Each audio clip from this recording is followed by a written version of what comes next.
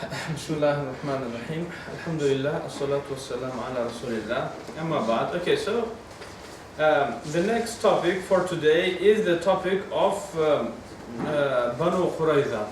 Okay, so a question that I have been asked: did Muslims finish off all of the Banu Qurayza? All of the Banu Qurayza means men, women, children, old people, all of them actually.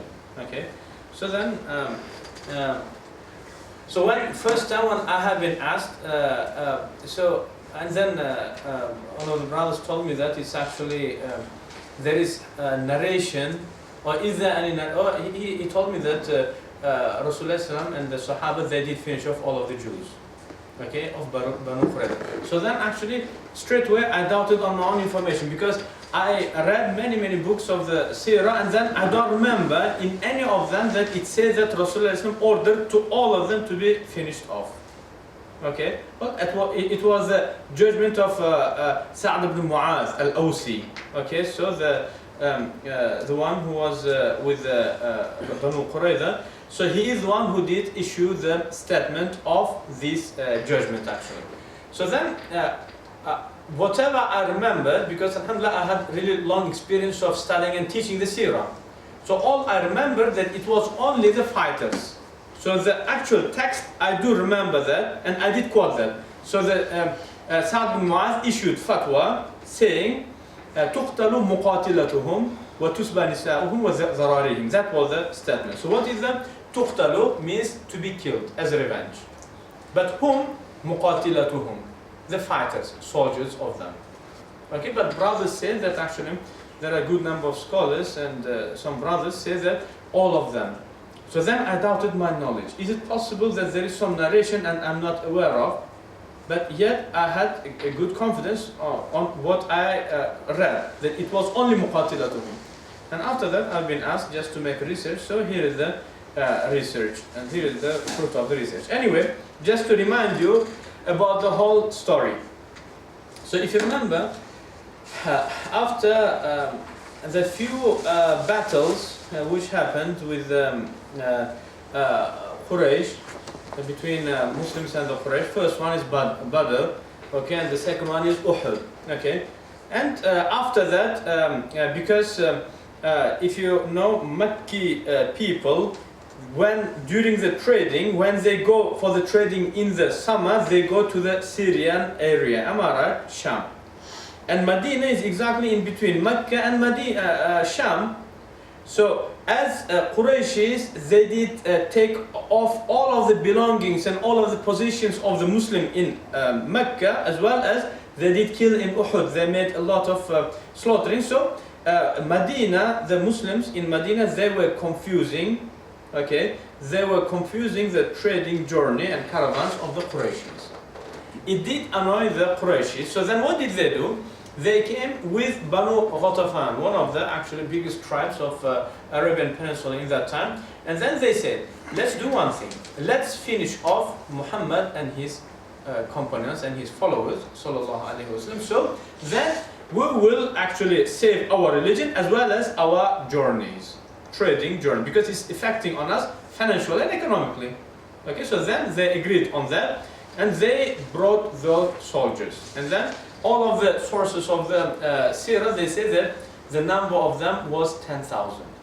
Okay, when it was exactly the time in which Muslims in Medina, they were going through the hardship, hunger, and etc., and the financial problems also. And then,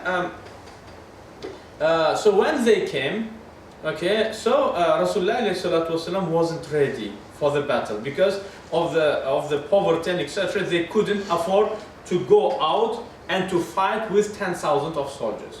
Okay, and all of the population of people of Medina in that time would be something about 2,000, only Muslims. Okay, and few thousand Jews on the side. And as you know, there was when Rasulullah came into Medina, Rasulullah made an agreement with all of the Jews, Banu Nadir and Banu Qurayza and Banu Mustala. So what was the agreement about? So Medina and whatever is surrounding Medina is our area, and we all live together as Muslims and Jews. Okay, anyone who comes to destroy and to attack Medina, is the enemy of any of us. So if any enemy will attack Jews, we Muslims will defend you, and anyone will come to attack us Muslims, Jews would. So, and then agreement was signed off by the leaders of all of the sides. Okay.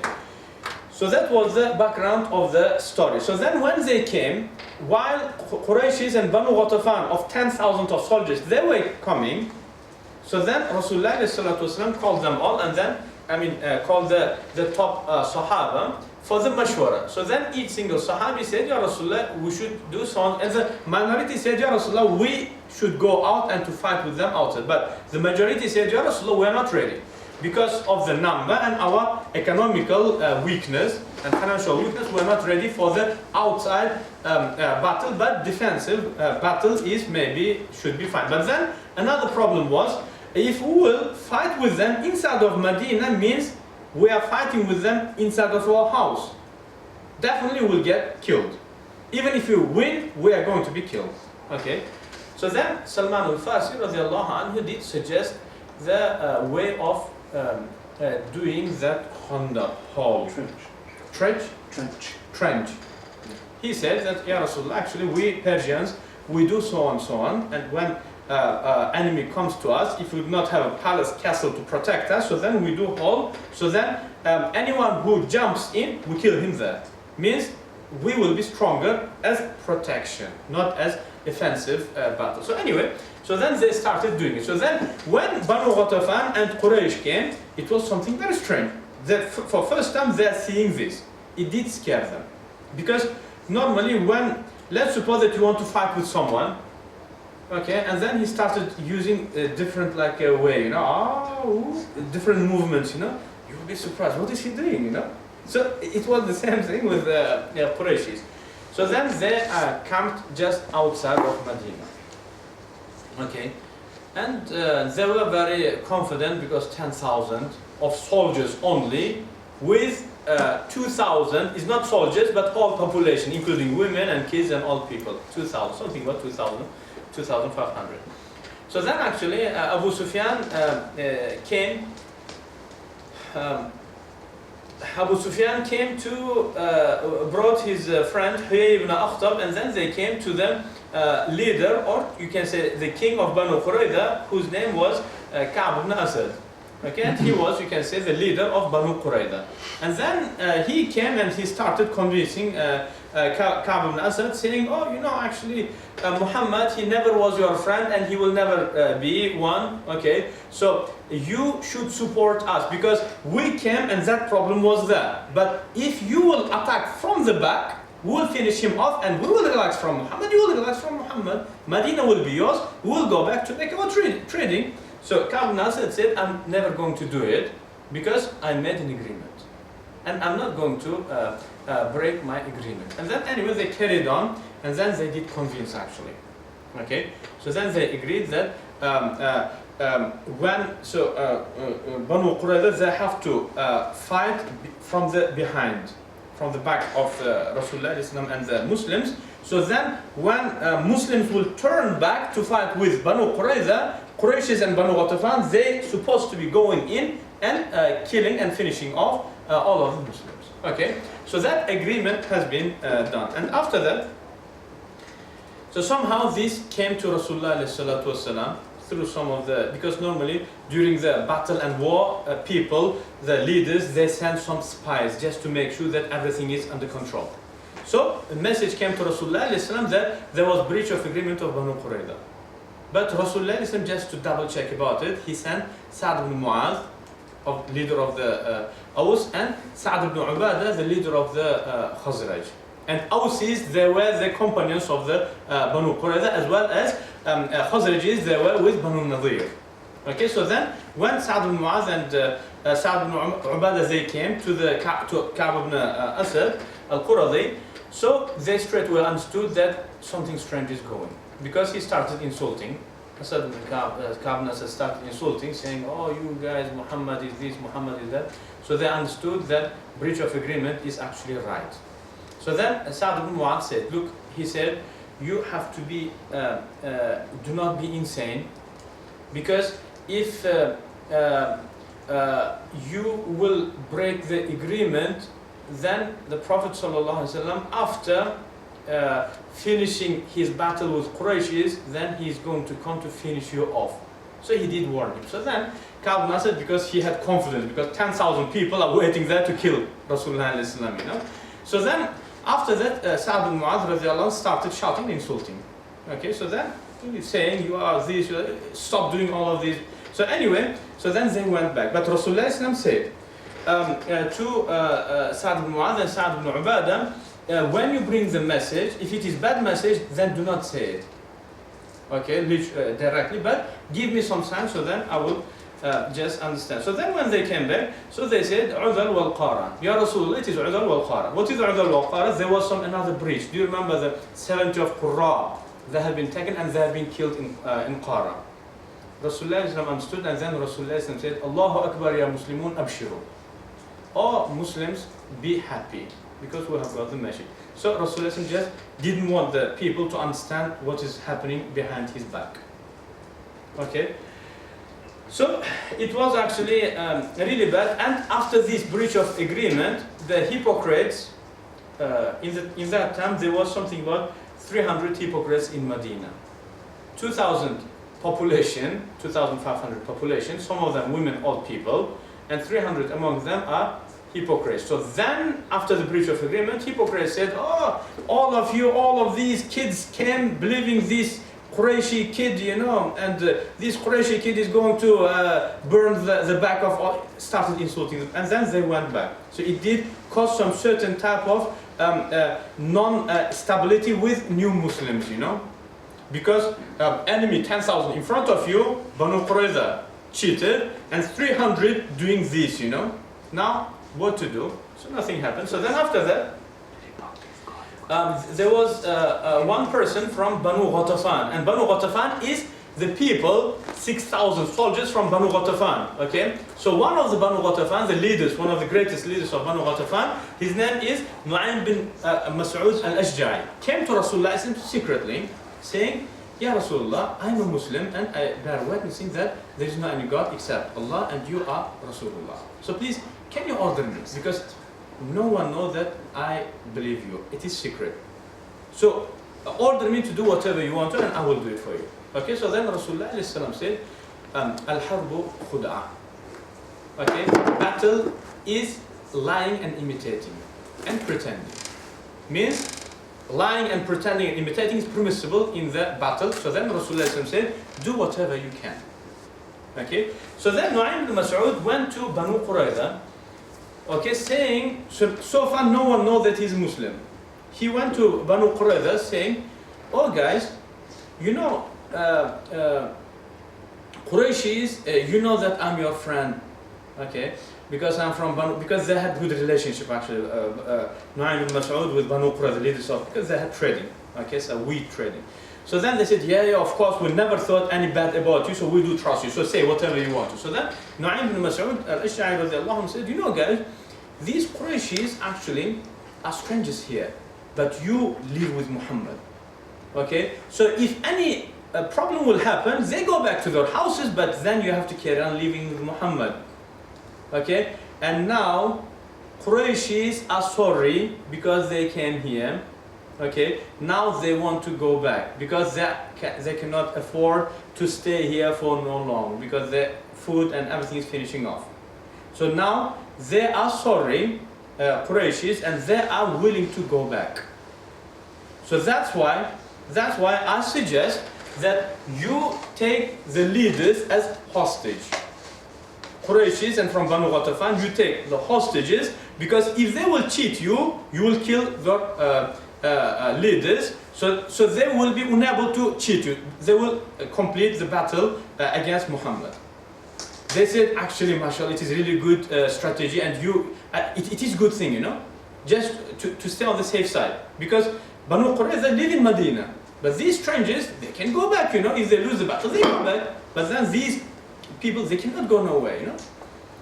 So then Nu'aym bin Mas'ud, he went to Quraysh, and he said to Abu Sufyan, oh Abu Sufyan, what do you think I am? He said, you are the leader of your tribe, and we do trust you. There is nothing, no any doubt that we had with you. Again, they had trading. So then he said, look, so before leaving the Banu Qurayza, he said, it was the hostages, you know, just on. So then he said to Abu Sufyan, look, now Banu Qurayza are really sorry of breaking the agreement. And they made another agreement with Muhammad that they're going to take the leaders of you and to give it to Muhammad as replacement of them breaking the first agreement. So that's why I advise you, Abu Sufyan and Qurayshis, to order the Banu Qurayza and to agree on the day of attacking, tomorrow or the day after tomorrow. Because, or otherwise, you will see that they will ask that hostages and then they will just pass it on. So then Abu Sufyan said, actually it is really convincing, yes, you are very right, I'm going to do it. Because no reason of waiting again, you know. So if Banu Qurayza agrees, so then let's start the battle then, you know. Why they're waiting? If they're waiting means what Nu'aym said is right. So then Nu'aym bin Mas'ud went to Banu Ghatafan, to his own tribe, and said the same thing. They said, okay, of course, actually you are right. And then Abu Sufyan went to make that proposal that, oh Banu Qurayza, we agreed to kill Muhammad, let's do it tomorrow or the day after tomorrow. So when he came, so he said, oh Banu Qurayza, let's do it. So then the Banu Qurayza said, you know actually what? We want you to give us your leaders as a hostages, just to make sure that you will fight against Muhammad, and we tomorrow will start the battle. Abu Sufyan said, Nu'aym was very right. Look, he's asking. Means he wants to pass it on to Muhammad. Okay, so, and then after that, Abu Sufyan said, we're not going to give any of the hostages, but we will start tomorrow. Okay, so then Banu Qurayza said, actually Nu'aym was right. Look, he's not willing to fight, but he wants us to fight, and then he will go back to Mecca. So doubts started happening. And after that, for 10 days, there was no anything. And then Quraysh, they did finish off all of their foods and all of their camels. So then they did ask Banu Qurayza to give them some certain food. And in that time, some small groups of Muslim soldiers, they were just looking just to cut the, between Quraysh and Banu Qurayza. So they captured the caravan with the food, which was coming from Banu Qurayza to Quraysh. So when they did capture it, so now the rock was broken. They said, we're not going to stay here for no more Quraysh because there is no any food. Okay, as well as some other incidents happened. If you remember, Allah did send very strong wind and very dark night, etc. If you remember, so all of them together forced the Quraysh and Bani Ghatafan to leave. All of them left. Okay, so then after that, Rasulullah went back to Medina, and everyone was very tired. Okay. So then Jibreel came down saying, oh Muhammad, did you put down your, what do they call the equipments, battle equipments? Shield, sword? Yeah. Did you put it down? Rasulullah said yes. Jibreel said, but we angels, we didn't do it. And then Jibreel said, Allah is ordering you to go to the Banu Qurayza to make the judgment. Okay, so then basically, Rasulullah ordered his Sahaba to not to pray Asr except in Banu Qurayza. Do you know the story? It's very famous. So then Rasulullah, when he did reach the Sahaba who set off before, they said, did you see anyone? Sahaba said, Ya Rasulullah, we saw Dihyatul Kalbi, okay, on his on white mule, hurrying. Rasulullah said, that is actually Jibreel. As you know, Jibreel used to come in the form of Dihyatul Kalbi most of the time. Okay, so then the narrator of the hadith says, straight after that, just I turned towards Dihyatul Kalbi, so I could see the dust behind his mule coming out. So I understood that it was Jibreel. Anyway, so that was actually the whole thing. And after that, when Rasulullah came to the place of Banu Qurayza, so Rasulullah actually just surrounded. What do they call that strategy? To surround the encircled. Sorry? Encircled. Encircled, yeah. And then because they had some certain amount of food and water, okay, so they locked up themselves inside of their castle. and then Sahaba, they just locked the water. They've cut the water from them, so just to finish off their food, so then they can come out. So anyway, one of the leaders of Banu Qurayza, they said, "Oh, Banu Qurayza, now you see what's happening with us. So now there are only two suggestions. We don't have any other suggestion. Okay. So what is the suggestion? So he said, first thing, all of you guys know that the prophet that we are waiting for is him. So now we'll go out and then we'll admit that he's a prophet." So they said, "Oh look, we did act upon our religion for all of our life and we're not going to leave it till our death." So then he said, "If that's what you are going to do, so in that case, I do suggest that we kill our wives and kids and then we just go out, jump out of our castles just to fight with Muhammad, just to see whatever happens. So if we will be killed, so there is nothing to be sorry behind us, okay? But if we will win, so that's the best thing." So that they said, Banu Qurayza said, "What is the good of staying alive after our families and after our sons?" Okay, so he said, in that case, if you do not have any other option, so then in that case just go and get Abu Lubaba. Abu Lubaba, he used to be one of the you can say companions of Banu Qurayza. They used to have good trading and good relationship. Just so we can just negotiate. Maybe he can get some good options from Muhammad. So then when Abu Lubaba radiallahu anhu came, so then you know what happened. So Sahabi came, Abu Lubaba radiallahu anhu came, and then these people asked, the Qurayzis asked, if we come down to Muhammad, what is going to happen? So Abu Lubaba said, then this will happen. So then he thought, I've cheated God and his messenger.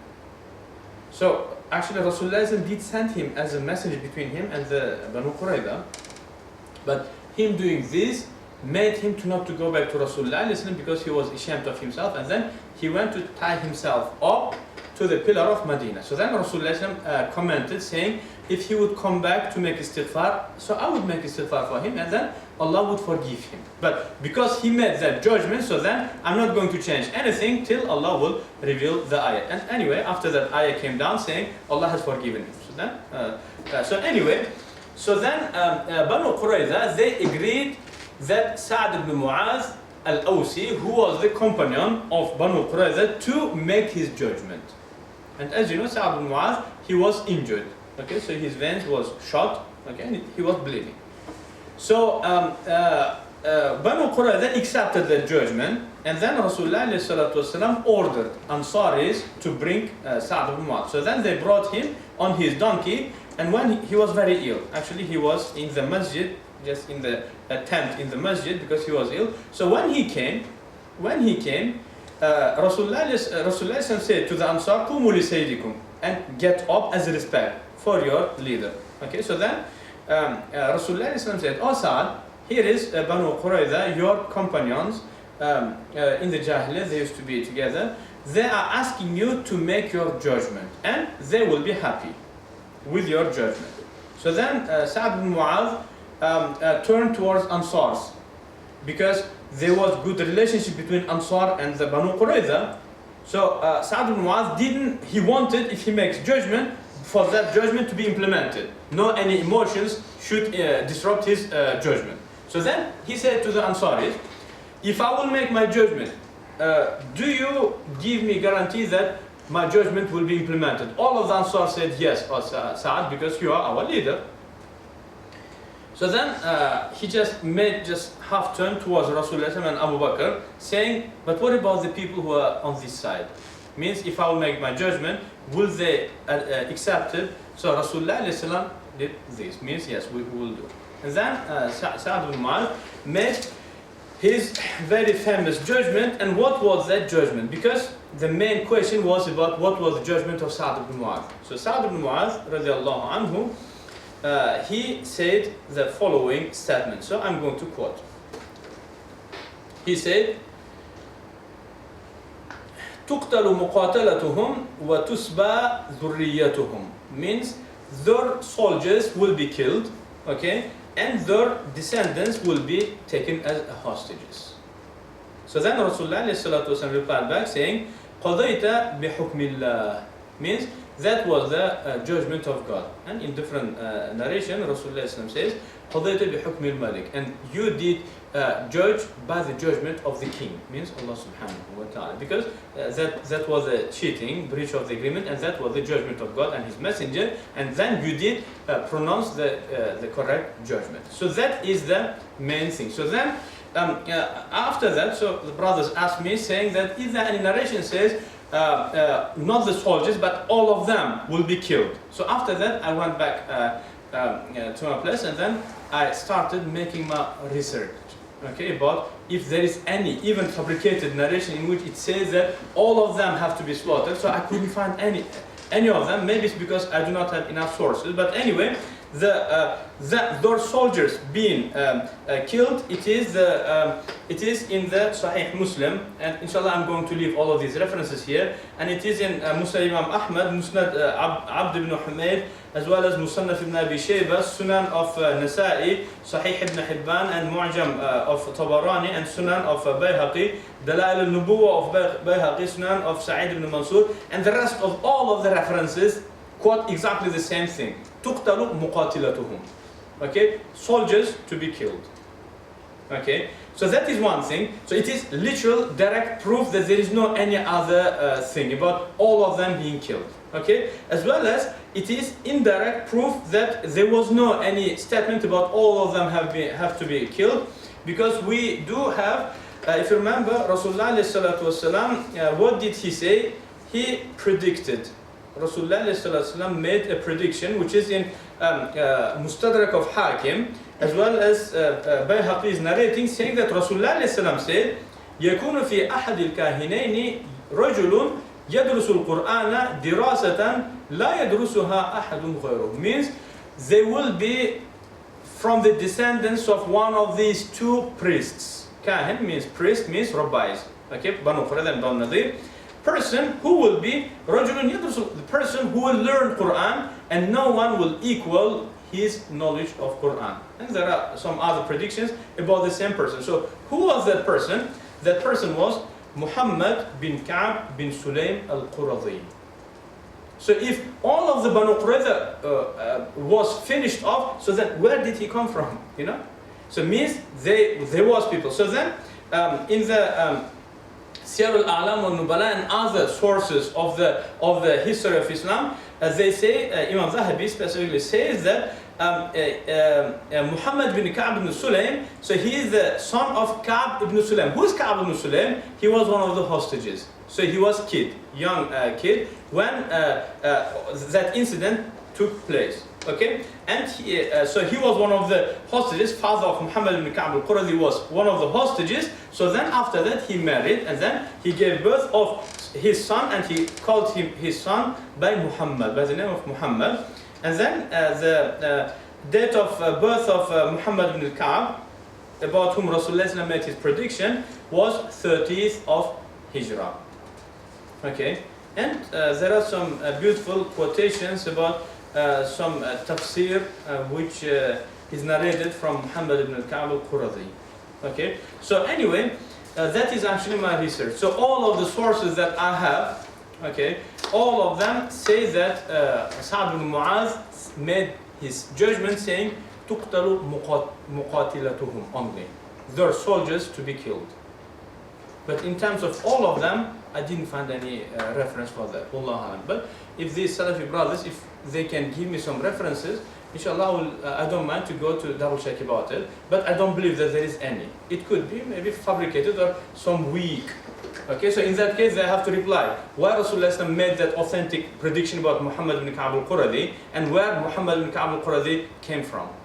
You know, so it's a bit strange, yes. Sheikh, two things. The accusation of some of the Christian speakers is that they say not everyone was killed, but every man was killed, yeah. And all the men. So even if you're fighter, not fighter, okay. So you're old, young, as long as you're above puberty, okay. All of them are killed, and the women and children is all sold into slavery. Okay. And they say it's in Ibn Hisham. No, it's I can say so. I'm Michael Jackson. What do you want? You like, you don't like? I'm Michael Jackson. You know. Okay, but then you should ask me, then where is your Ferrari? Do you understand? So there has to be some proof that I'm Michael Jackson, you know? So Muhammad ibn Ka'b al-Qurazi, so if they've been sold for the slavery and etc., so then why Muhammad became our master? So we do have narrations in which how our Tabi'in used to love and respect Muhammad ibn Ka'b al-Qurazi, you know? As well as Ka'b, why he became Muslim and he called his son to be Muhammad, you know? So all of these things are strange. As well as all of the men to be killed. But I mean, muqatilatuhum. Muqatilatuhum means the soldiers, you know. So is it in Ibn Hisham then? Because they have. In Ibn Hisham also, yeah. But they say they make a quite specific thing. They say in Ibn Hisham, this is their usual thing. They say Ibn Hisham, he uses the word rijal, Okay. which means men only, and they say the muqatila is in Bukhari and. In terms of Ibn Hisham, is not in my source in here, so I need to double check about that one. But it is not only in Bukhari. I quoted Bukhari, Muslim, Mhmd Adnan Darwish, Mhmd Nasafi ibn Hibban, and Tabarani, Bayhaqi, Sad bin Muadh, and Tabaqat of Ibn Sa'd, and Abu Nu'aym al-Asbahani, Abu Dawood, and Baghawi, and Abu Awana. So all of them, guys. So even Bidayah wa Nihaya. Because as you know, Ibn Kathir normally he mentions all of the narrations and then he checks them, you know. So even in Bidayah wa Nihaya, I didn't find that rijaluhum only. All right, because and the other thing they say is again Ibn Hisham, and I think the tafsir of Ibn Kathir, which is a long time afterwards. No, it's not tafsir. It is Bidayah wa Nihaya. But right. no, I'm not making him as a reference. But Ibn Kathir, good thing about him, he will bring all of these narrations as well as fabricated ones. Right. And then he will check them. Okay, so he will test them. So he didn't mention the rijal, but he mentioned only the muqatila. Because the other argument is, again, I can't find a source of this in Ibn Hisham, but it says there's 400 to 700 men were killed. Okay. So they say if there's so few people, how can you kill 400 to 700 soldiers? And then the whole tribe must be like 3,000 people or much more than this. Yeah, I'm sorry, it's very strange. Why do they compare it to the English tribe? English tribe means me, my father, and my cousin. But it's not English tribe, you know. So for example, I belong to the tribe, so we have our tribe, okay? We have our part of our tribe in Morocco, over 10,000. We have part of our tribe in Iran, again 10,000 or above. Iraq, you know, all of the. So all of our tribe, only my tribe, so something about 30,000 people, you know. Right. So as far as you know from the classical scholars, it only says, did you say muqatilun? Muqatilatuhum. No, as well as, just let's take it logically, because when Abu Sufyan came, so he came to make an agreement with Banu Qurayza. So if it would be only two people, you know, him and his cousin, so then why it would be so significant for Abu Sufyan to convince them to attack from the behind? As well as Rasulullah, all of the group of Rasulullah, like all of the population of Medina was 2,000, 2,500, you know. So if it's only 1-2 people who can hold the sword, so then why Abu Sufyan would be concerned to convince them to kill Rasulullah from his back? Right. It does make sense. So you think it could be... Definitely there were more, of course. So it could have been 400 to 700 fighters in Banu Qurayza, it's possible? Oh, of course, why not? Of course, because Abu Sufyan, you know, so bright person, coming to convince only 200 people. What do you think? It does make sense. Because he came with 10,000. So he should convince the person who can fight again, you know? I think the issue in Dawah is going to be, again, same with the other issues you talked about, you clarified very nicely. If Ibn Hisham has said Rijal, then people are going to say, finish, I don't want to, you know, like with the Bukhari. So sometimes they'll say Bukhari said it, so I don't care what Ibn Hisham says. Now Ibn Hisham said something, so they'll say I don't care what Bukhari says, it's there. Do you see? So it's literalism. So if there's a word Rijal, so they say that's it, finish, who are you to question, who am I to question, it just means men. No, because so even if you remember the last time, my and your issue was only about the word of muqatila. So I made sure about all of these references that word of muqatila was there. So many references saying all of one them thing, muqatilatuhum, yes. And one person are saying, oh, it's all men. So men, yes. It's not much. It's strange, yeah. So is there proof that You gave a proof of that famous scholar of Quran, which is predicted. Mhmd Adnan, yes. And he is a survivor, and he's not a slave. Yeah, of course, yeah. So is there any proof that, because the other thing they say is that all of the, so two things they're trying to establish, I'm sure you realize. They want to show that Rasulullah sallallahu alaihi wasallam, he gave punishment, collective punishment. So their implication is, if, for example, tomorrow Muslims took over Texas, let's just say, what they would do is they would say all of the men is going to die, doesn't matter soldiers or not, and all of the women and children are going to be slaves. And actually, I know this is a silly, we as Muslims we laugh at this, but sadly in America people take this really serious, like yes, this is proof. So if these Muslims come into charge, literally they will just kill every man and then enjoy the women and take the children. And the proof is Banu Qurayza for them. Okay. And they say that Ibn Ishaq says that the other thing they say is that the decision was to take all of the slaves, to make all the women and children slaves, and to exchange them for horses and weapons in Najd. Okay. So again, they claim Ibn Hisham says that. Okay. Didn't you say the descendants of the Sad bin Muadh said that the descendants were taken hostage? Hostage, correct, yes. So being taken hostage. Slavery, correct. That Yes. is slavery. Of course, yeah. You agree with that? Yeah, of course. So but in terms of being sold off, etc., so it is something extra. Okay, but in terms of who was killed, it's only soldiers. So my main concern of research, it was that. Right. But in terms of the further, I'm one of you. I can give my opinion, but not the sources. Sure. So, but I'm still, inshallah, concerned of making sure what happened further about the hostages, you know. Right. But I didn't make my research. Sure. But in terms of Muhammad bin Ka'b al-Quradi, I brought many tafsir of him and what Abdullah ibn Mubarak says about him so greatly, you know. So because normally, because how they acted with Muhammad ibn Ka'b al-Quradi, it doesn't show that he has been sold, exchanged for her. But anyway, I need to make my research just to give a solid point. But my research was only about the word of Muqatila. Oh, and that's the important, because again, the other issue would be all of the men were not killed.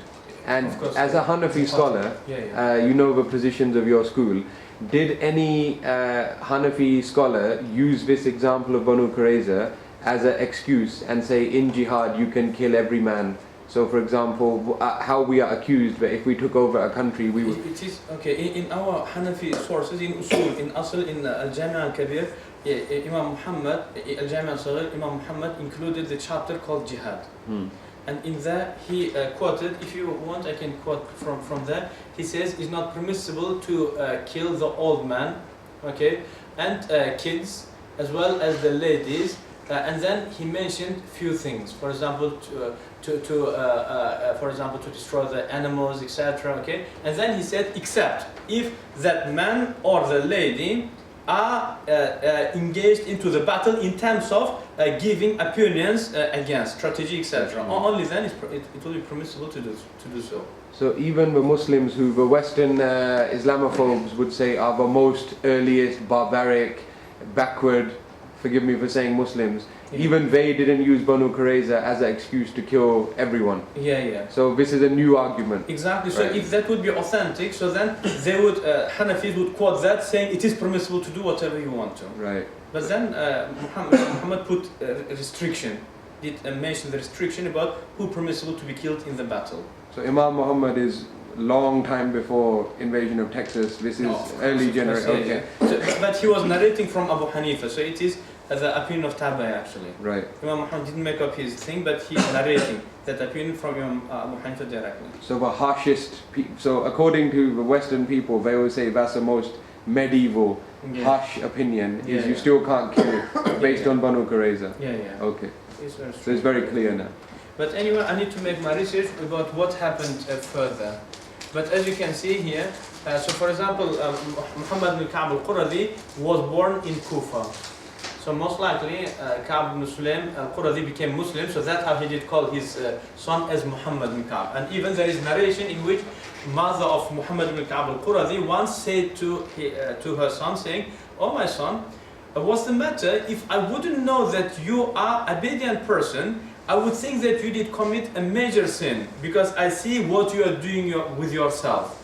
So he was acting as someone who committed a major sin. Okay, so then Mhmd Adnan Darwish replied back saying, oh mother, because I don't know, maybe I did make some certain sins and I'm not aware of, and Allah prepared some certain punishment for me, you know. So it showed that all of this family were very pious people. How mother speaks to her son and how son replies back and son becoming Muslim like a scholar, as well as his father giving him name of Muhammad. So all of that indicates that these family were very pious Muslims, you know. So because this is the main issue, so do you think that in the dawah field, when people are asked this question, why, because it's asked as this way, why did Muhammad, peace be upon him, order the death of all of the pubescent males? Very intelligent question, yeah. Very evil question. But It's not why. Did he? That's the question, not why. Usually what we answer is to say the reason is. So actually it didn't happen. Exactly, it never happened. So maybe we should have... Intelligent question, a very smart question, yeah. And even there is another incident in Khaybar. Khaybar was very famous. So same thing happened, cheating, etc. So then Rasulullah blamed Sahaba for what they did. What was the case? Again, the same muqatila was engaged in them. But then they did take revenge from the soldiers, and after that they took out the ladies and kids, you know. Rasulullah was very angry. Why did you make them to see all of this horror? Said, Ya Allah, I'm free from whatever they did, so please forgive me and forgive them, you know. So that, you know, it is on that side actually. Right. Oh. Is there any more questions about this topic before? Should we? Yeah, that's it. Yeah.